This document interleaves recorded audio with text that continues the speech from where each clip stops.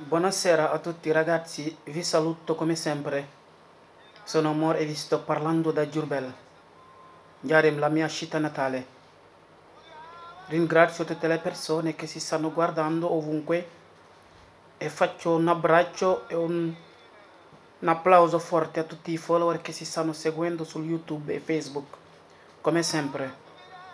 Saluto a tutta la comunità senegalese che vive in Italia e anche tutta la diaspora. Oggi ragazzi, prima di tutto vi chiedo scusa per il tempo che finora siamo rimasti senza aggiornarvi.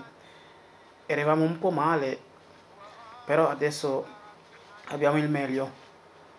Quindi oggi cercheremo di aggiornare ancora la comunità senegalese, africana, la diaspora, sempre nell'ambito dei ultimi aggiornamenti in merito, perché ragazzi stiamo sempre parlando nell'ambito del prossimo decreto sostegno bis, che abbiamo delle novità da darvi oggi, dei ultimi aggiornamenti come avete saputo all'ultimo momento, quindi oggi abbiamo delle belle notizie nei confronti della comunità senegalese, africana, insomma tutta la diaspora. La prima notizia ragazzi è che allora è stato inserito un nuovo emendamento nel primo decreto sostegno e questo emendamento ragazzi fa riferimento a tutti gli esclusi, tutti i lavoratori autonomi esclusi del bonus fondo perduto per mancanza di reddito in riferimento all'anno 2019 e 2020. Alcuni sono visti scritti nelle loro domande che per incoerenza di redditi la domanda è stata sospesa. Quindi tutte queste categorie oggi possono avere l'opportunità di presentare un'altra domanda senza che gli chiedano il calo di fatturato. Questo è l'emendamento che è stato inserito nel primo decreto sostegno. Poi cercheremo a farvi capire. La seconda notizia ragazzi è che alla fine l'INPS ha parlato tramite un comunicato di stampa. L'INPS ha chiarito per i pagamenti del REM nel mese di maggio e il pagamento del bonus 2400 euro stagionali per tutti coloro che hanno fatto domanda nel mese di aprile. La terza novità ragazzi è che il decreto sostegno bis è atteso giovedì prossimo ragazzi al CDM, il Consiglio dei Ministri. Abbiamo delle notizie sicure da fonti sicure del Ministero, diciamo, secondo, del quotidiano La Repubblica, terzo, dei canali 5. Come avete visto in questi giorni che si è parlato molto del decreto sostegno bis. Oggi cercheremo di elencare tutte queste novità con voi, cercheremo a farvi aggiornare e cercheremo anche a orientarvi per capire cosa sarebbe il decreto sostegno bis che sta per arrivare. Salaamaaleykum mbokk yi ziar naa leen bu baax a baax man la seen mbokk taalibe Mor Talla Sarr maa ngi leen di nuyu di leen ziar bu baax a baax di jéggul ci gëj a déggante gi. Donc tey nag vidéo bi dañuy def lu gaaw pour bañ a jël temps parce que comme li ñu koy wax rek à chaque fois ñu sentir ne am na ay nouveautés yu bees rek dañuy gaaw ñëw ajourné leen donc nouveautés yu bees yi donc xam ngeen ko ci lañ bëgg a dugg ak yéen. Tout d'abord dañuy wax ci alors décréto sostegno bu njëkk bi fan yi ci ginnaaw modifié nañ ko changé nañ ko mooy décret bi njëkkoon a génn loolu la ñuy wax ci italien emendamento français di ko wax amendement. Donc mu doon loo xamante ni bi décret mën na génn ba nekk en vigueur waaye nag mën nañ koo modifier alors laal fii laal fee tëggaat ko ba luñ fàtte woon dugalaat ko ci biir wala ay modification loolu la italien di wax emendamento. Donc emendamento boobu nekk il numéro 41 donc xam ngeen ne jàll na depuis semaine bee ci biir décret boobu bañ approuvé ko. Donc dinañ leen wax lan moo ci nekk li ci nekk mooy emendamento boobu dafa wax ne alors ñi nga xamante ni bi dañoo dugaloon ci décret bu njëkk bi fondo perduto te ñu rejeté leen par mancanza di redditi wala incoerenza dei redditi wala supposons demande bi ñu bind ci sospeso. Alors ñooñu emendamento boobu da leen di mayaat possibilité pour ñu mën a amaat beneen bonus 1000 euros toujours rek fondo perduto lay doon. Mais nag dafa am ay critères yi mooy partita IVA ak imprese yi mën a bénéficier wu ci 1000 euros yooyu mooy ñii may lim. Donc emendamento bi dane képp koo xamante ni bi sa partita IVA ubbeeku na ci lu commencé le 1er janvier 2018 ba le 31 janvier 2018 rek alors yow mën nga cee bokk. Na fekk 2019 nga démarrer say activité ba activité yooyu doon luñ mën a contrôler ci li ñuy woy donc caméra di commercio delle imprese maanaam mu doon loo mën a vérifier loo xamante ni bi 2019 démarrer nga say activité te mu nekk luñ mën a vérifier. te beneen tamit réquisite yi moom mooy il faut calo di fatturato boobu ñu doon laaj 30% duutuñu la ko laaj. Donc réquisiti mooy yooyu ma leen limal beneen réquisiti mooy il faut que ricavi wala ricompensi nel 2019 non deve superare 10 milioni di euro. Donc say ricavi wala say ricompensi rek yow mi yor impresa wala partita IVA warta ëpp 10 milioni di euro. leneen li ci desit tamit mooy waroo nekk koo xamante ni bi déjà jotoon ngaa jël ci fondo perduto bi njëkk bi, donc waroo cee jël. leneen li si topp mooy donc kenn duutu la laaj calo di fatturato boobu ñu doon laaj ñu jëkk ñi. Donc paiement yooyu mën na nekk su bonifico bancario wala credito di imposta supposons te loolu sa choix lay doon. mën nga yoreel donc agence intrata ay taxe wala dara, donc ñu féete la bonus boobu foofu, wala boo bëggee ñu defal la donc bonifico de ce fait du yàq dara ka di nga ko jot heure boo mënee fay nga fay donc li nga leen yoreeloon. donc loolu lañ bëggoon a leeral. te loolu tamit moo ngi concerné képp koo xamante ni bi rek sa partita IVA ubbeeku na ci durée boobu ñu wax. donc laajatuñ la benn calo di fatturato, sa ricavi wala ricompensi ci 2019 bi warta superare 10 milioni di euro. partita IVA bi war naa ubbeeku à partir du 1er janvier 2018 ba le 31 janvier 2018. donc diggante boobu bu fi ubbeekoo te 2019 nga démarré say activité rek, alors automatiquement da nga am réquisité yi ñuy lim rek, yow mën nga amaat possibilité am 1000 euros boobu noonu ci luñ la dul laaj benn fatturato wala benn calo di 33%. noonu la ko donc décret bi indee fii nii. ok donc leneen liñ si dolli mooy décret boobu noonu leen rek moo ci des ñu xaar beneen décret attuatif boo xamante ne bi il ministro dell'economia e delle finanze ñu koy wooyee Daniele Franco moom ci fan yi dina ko génne. de ce fait ñu leeral exact nan la demande yi demee ak procédure bi nag lañ lay demee pour IMS mën koo lancer. alors ba tey jëm ci partita IVA yi xam ngeen ne ñi ngi xaar beneen décret boo xamante ne bi donc dina war a génn, te décret boobu dina wax ci li ñuy wooye donc esonerata delle contributi previdenziali jëm ci mbokk yi yor partita IVA ak autonomie. donc fino 3.000 euro donc dinañ leen baal taxe yooyu nga xamante ni ay contributi yu ñu waroon a verser la, donc dinañ leen ko teggil. donc décret boobu tamit ñu ngi koy xaar mu ngi ñëw. toujours décret beneen bi ñëwaat aussi am na beneen décret bu ñuy wooye donc il cartelle esattoriali yi boobu tamit ñu ngi koy xaar mu ngi ñëw, toujours concerné donc mbokk partita IVA yi ak donc lavoratori autonomi yi. loolu lañ bëggoon a leeral te ñu waxoon ko ci début bu ñu koy wooye donc emendamento. donc jàll na ba dugal nañ ko ci ristori bu njëkk bi, loolu la prévoir. alors deuxième mesure bi wax nañ leen ko mooy il decreto sostegno bis. donc am nañ ay information yu wóor ci ne jeudi prochain dina jàll ci conseil des ministres bi ñuy amal. de ce fait décret boobu dina nekk en vigueur, mu nekk un pacchetto di 40 miliardi di euro ñu destiné ko ba tey aiuti per le famiglie, imprese, lavoratori e disoccupati. donc source yu leer la ginnaaw bi nga xamante ne source yooyu jóge na ci yenn ci cabinet ministériel yi seq wàllu lavoro ak donc économie et finance, ak aussi yenn ci donc organe de presse bi gën a mag Italie tey jii bokk na ci ñu koy donc La Repubblica ak télévision bi ñu woowee donc Canale 5 wax nañ ci. donc loolu moom mooy ne decreto sostegno bis bi nga xamante ni dafa silitaare woon semaine bi passé, alors ñu ngi koy xaar ci jeudi ci conseil des ministres dina jàll. de ce fait donc nekk en vigueur, décret attuatif yi topp ci IMS relancé demande yi, donc ñu commencé koo fay. donc ba tey dañ leen di wax bozza bi parce que bozza bi intanto day changé parce que am na problème bu ci am.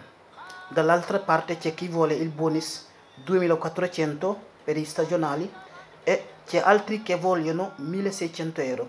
Donc loolu moo am ci décret bi. am na ñoo xamante ne bi dañoo proposé 1600 euros per stagionale yi, am ñoo xamante ni dañ ne déedéet, toujours ci la maggioranza ñi seq gouvernement bi, am ñoo xamante ni dañ ne bonus bi na nekkaat 2400 rek yi mu doon. mais ak lu ci mën di am rek fii ak jeudi lépp dina leer. donc te hypothèse bi gën a probable te njort ko mooy 2400 euros. depuis lors organe de presse yi gën a mag loolu la ñuy avancé. donc ni ñëwee woon ci Sostegno bu njëkk bi rek noonu lañ bëgg mu ñëwee waate ci Sostegno bis bi, te loolu fii ak jeudi incha allah dinañ ci am donc ay renseignements yu gën a leer. leneen li ñuy leeral ba tey ci bonus boobu bokk na ci ne alors xam ngeen ne Sostegno bis bi donc comme day ñëw jeudi incha allah automatique lay doon ci ñi nga xamante ne bii jotoon nañ ko. alors ñi nga xamante ni jotuñu ko woon tam réquisites dañuy présenté waat donc beneen demande. mais ak li leer ba leer daal mooy le 13 incha allah décret boobu dina jàll conseil des ministres, te loolu ñu leen prévoir moo ci nekk. dina amaat yeneen ñaari weer pour il reddito di emergenza et il rem naspizzato pour catégorie gi jeexaloon rem bi. mais nag bii paa ci biir décret bi catégorie gi nga xamante ni dañoo jeexal seen disoccupato ñoom ñi ngi leen natt ci ñi ko jeexal ci li commencé le 1er mars 2021 ba le 31 avril 2021. ñooñu automatiquement rek bu ñu amee ISEE bu eggu 30.000 euro donc dañ ciy mën a bokk. moom la ñuy wooy il rem naspizzato, mooy proroga nas bi bu doon ñëw ci i ristori yi bi pas alors il governo Draghi changé ko def ko il rem naspizzato. donc dinañ ko fay pour yeneen ñaari weer, proroga per yeneen ñaari weer. fondo perduto bi dina ñëwaat pour yeneen ñaari weer ni ñu ko waxee woon ci biir décreto Sostegno bis bi. te ngeen xam ne donc réquisites yi bii pas mën na changé, mën nañ ba na cee xool donc calo di fatturato 30% ci ñaari année yooyu di 2019 ak 2020, mais mën nañ ko àpp ci ñaari weer ci 2019 bi par rapport ak yeneen ñaari weer ci 2020 bi. mais lu mën a am rek ñu ngi xaar jeudi soreetut li mooy botsa bi nga xamante ni donc gën na leer, te depuis loolu moom la ñuy avancé te ñu ngi koy xaar.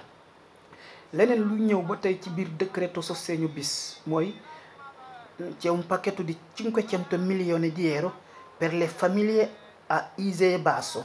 donc loolu mooy lan mooy am na donc somme boo xamante ni toll na ci 500 millions d'euros ñu jagleel ko donc alors ñi nga xamante ni bii nii mooy famille yi nga xamante ni donc seen ISEE dafa basso, dimbale leen ci costo dell'affitto, boni spesa comme ni mu doon amee si communes yi Italie nga xam ne la protezione civile ñoo ko njëkkoon a financé ci la legge Cura Italia.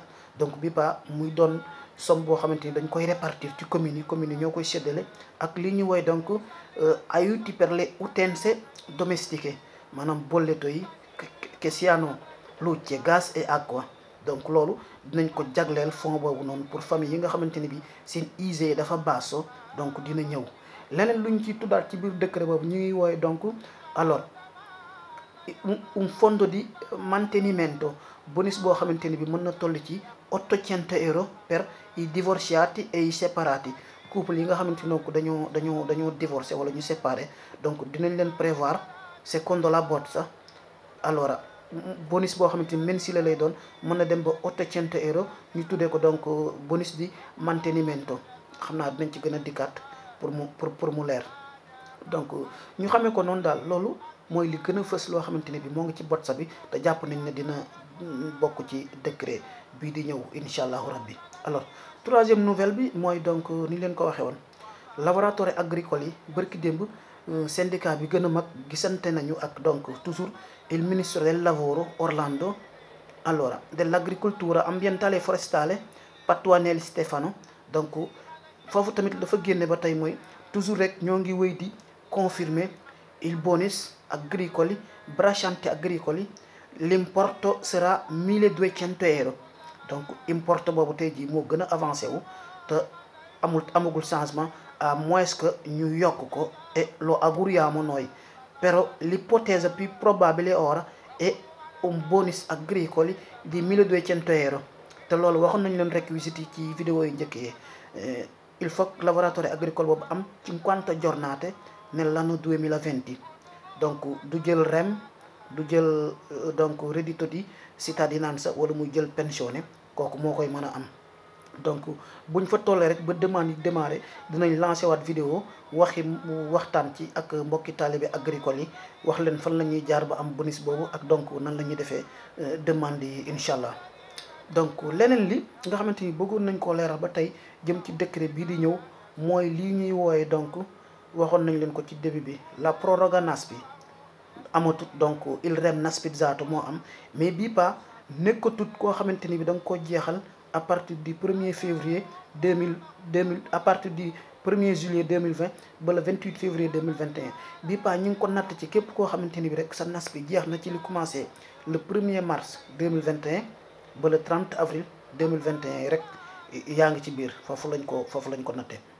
donc fi ñuy tëjee mooy IMS bërki démb génne na ñaari communiqué bu njëkk bi leeral na ci rem bi nga xamante ne bi moom moo ñëwoon ci soseño bu njëkk bi dinañ ko commencé fay à partir du 15 donc mai bii ñu nekk ñi ko dugaloon rek ci 8 avril bi, alors rem boobu nee na dañ ko commencé fay à partir du 15 mai bii di ñëw.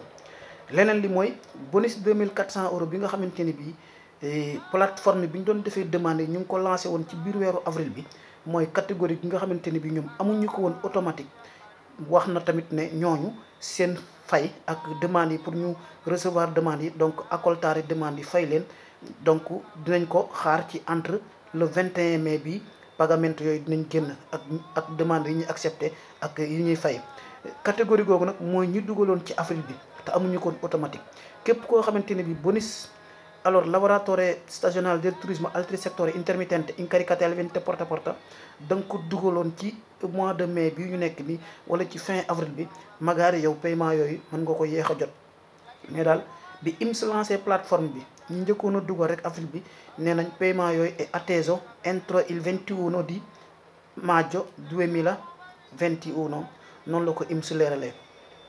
deuxième communiqué bi IMS indiwaat ba tey moo ngi concerné bonus yooyu pour di wax nit ñi ñu def ci ndànk, ndax nee na bëri na ay demandes yoo xamante ni bi nit ñi dañuy sélectionné catégorie yoo xamante ni bi alors catégorie erato la, maanaam man ma nekk stagionale del turismo e dei stabilimenti termali may def demande bi dem def beneen catégorie goo xamante ne bi du nekkul ci sama contrat, wala ma def somministrazione wala ma def intermittente, donc demande boobu automatiquement rek IMS daf koy rejeté. mais ci biir communiqué bi IMS leeral na ne képp koo xamante ne bi nag yow am nga réquisites yi benn ci laboratoire yooyu ba def demande bi, donte da ngaa juum sax nuñ formuler demande bi, IMS nee na jurut ngay def rinuncia, parce que boo defee rinuncia rek automatiquement demande bi dootul exister yi, de ce fait yow dootuñ mën a am sa benn demande pour examiner ko xool ko ba xam.